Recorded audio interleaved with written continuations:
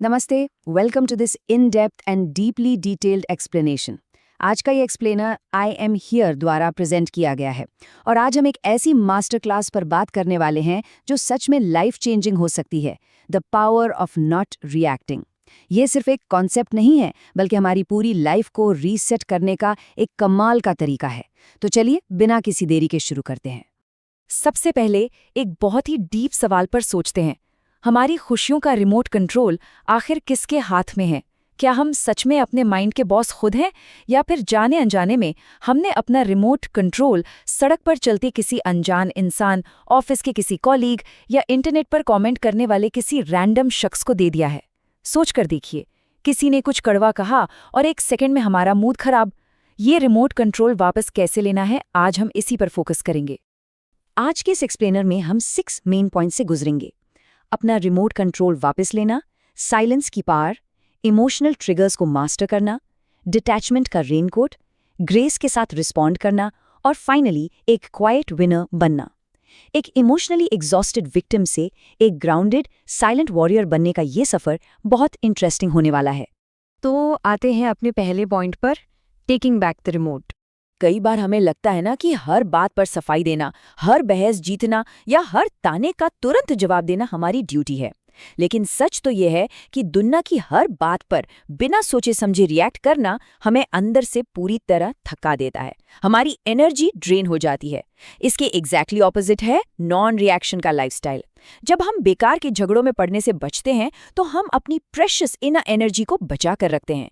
जो इंसान ऐसी सिचुएशंस में अपनी शांति नहीं खोता, वो सच में इनविजिबल बन जाता है। अब बढ़ते हैं दूसरे स्टेप की तरफ, द पावर ऑफ साइलेंस, यानी मौन की शक्ति। मौन वो गरिमा प्रदान करता है जो चिल्लाने से कभी हासिल नहीं हो सकती। हम में से बहुत लोग सोचते हैं कि चुप रहने का मतलब है हार मान लेना, राइट? पर एक्चुअली जब कोई हम पर चिल्लाता है और हम भी रिवर्स में चिल्लाने लगते हैं तो हम भी उसी के लेवल पर गिर जाते हैं। खामोशी कोई वीकनेस नहीं है, ये एक बहुत ही पावरफुल फिल्टर है। ये एक ऐसी साइलेंस क्रिएट करती है जिससे सामने वाला खुद थोड़ा इंटिमिडेट हो जाता है।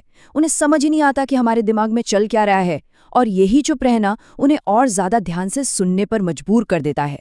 तीसरा बड़ा कॉन्सेप्ट है मास्टरिंग इमोशनल ट्रिगर्स।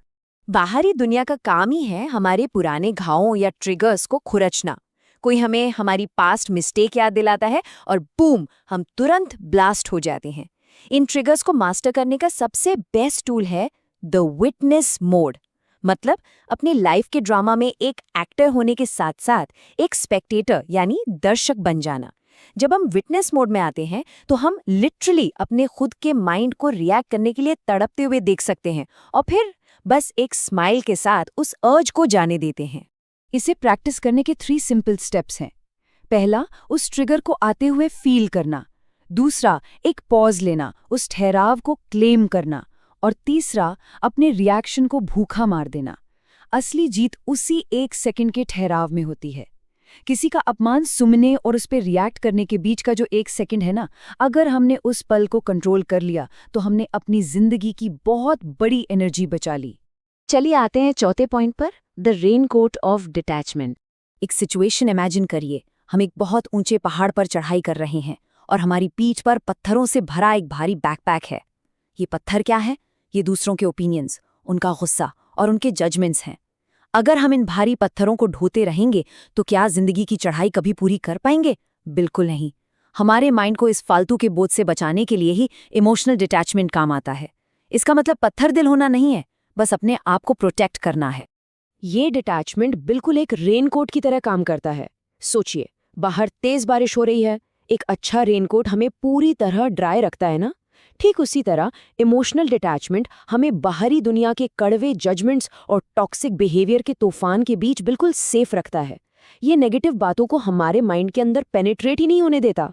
और इसका एक बहुत इंपॉर्टेंट हिस्सा है पॉजिटिव डिटैचमेंट। इसका मतलब है अपना 100% देना, कोई अच्छा काम करना, लेकिन अपनी सेल्फ वर्थ को उसके रिजल्ट या लोगों की तारीफ से कनेक्ट ना करना। अगर हमने किसी की हेल्प की और उसने थैंक यू भी नहीं कहा, तब भी बुरा ना मानना, क्योंकि हमने वो काम अपने सेटिस्फैक्शन के लिए किया था, किसी के वैलिडेशन के लिए नहीं। अब आते हैं 5वें हिस्से पर, रिस्पॉन्डिंग विद ग्रेस। यहाँ एक बात क्लियर करना जरूरी है। नॉन रिएक्शन का मतलब ये नहीं है कि हम बिल्कुल आवाज ही ना उठाएं या सब कुछ चुपचाप सहते रहें। ये डिफरेंस है अंधाधुंध रिएक्ट करने और समझदारी से रिस्पॉन्ड करने के बीच का। रिएक्शन होता है ब्लाइंड एंगर। जब कोई हमें प्रोवोक करता है और हम गुस्सा करते हैं तो एक्चुअली हम उन्हें वही ड्रामा दे रहे हैं जो उन्हें चाहिए था। इसके ऑपोजिट रिस्पॉन्स एक कैलकुलेटेड ग्रेस है, एक शांत सी स्माइल या बस एक सिंपल सा ओके बोलकर बात खत्म कर देना पूरी सिचुएशन का फ्यूज निकाल देता है। और इसी के साथ हम आते हैं अपने आखिरी और छठे पॉइंट पर, द क्वाइट विनर। 8%। जी हाँ, एक एस्टिमेट के मुताबिक दुनिया में मुश्किल से 8% लोग ही ऐसे होते हैं जो सच में अपनी इमोशंस पर पूरी तरह कंट्रोल रखते हैं। बाकी दुनिया तो सोसाइटी के ड्रामा और शोर शराबे में ही बहती रहती है। असली विनर्स वो होते हैं जो अपना फोकस नहीं खोते। वो जानते हैं कि रास्ते में भौंकने वाले हर कुत्ते पर पत्थर फेंककर कभी मंजिल तक नहीं पहुंचा जा सकता। तो सवाल ये है कि हम खुद को किस कैटेगरी में देखना चाहते हैं? इन सब बातों को अपनी लाइफ में अप्लाई कैसे करें? बहुत आसान है। रोज सिर्फ 10 मिनट की सेल्फ अवेयरनेस प्रैक्टिस करनी है। एक छोटी सी एक्सरसाइज ट्राई करिए। अपना हाथ अपने सीने पर रखिए और खुद से कहिए, मेरी शांति मेरी जिम्मेदारी है। जब हम रिएक्ट करना छोड़ देते हैं ना, तो एक जादू होता है। टॉक्सिक लोग हमारी जिंदगी से ऑटोमेटिकली फिल्टर होकर बाहर निकल जाते हैं। हमेशा याद रखिए, इनर पीस कोई डेस्टिनेशन नहीं बल्कि हर रोज की एक प्रैक्टिस है।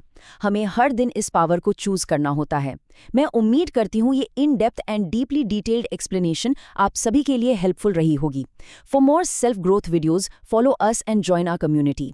हमारे साथ जुड़ें ताकि इस सफर में हम एक साथ आगे बढ़ सकें। तो बताइए, क्या आज से हम खामोशी को अपनी सबसे बड़ी ताकत बनाने के लिए तैयार हैं? जरूर सोचिएगा।